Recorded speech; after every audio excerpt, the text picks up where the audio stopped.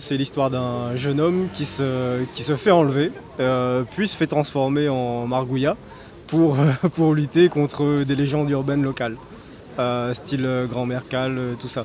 Et du coup, je me sers de tout le folklore local, avec tout ce qui est l'homme-coq, ce genre de choses, pour créer tout un univers fantasmagorique sur le sujet.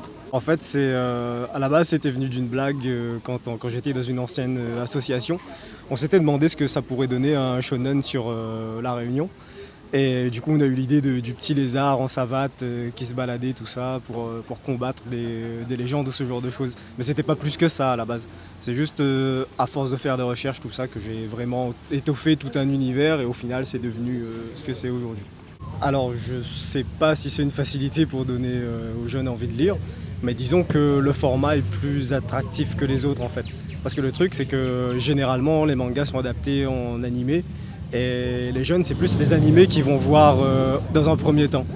Euh, et ensuite, ils vont se tourner vers le manga par rapport à ça. Donc, disons que la porte d'accès, elle est ailleurs. Donc au final, c'est qu'il y a deux publics, on va dire. Ceux qui découvrent par les animes et ensuite ils continuent avec le manga, et ceux qui sont dans le manga depuis le début.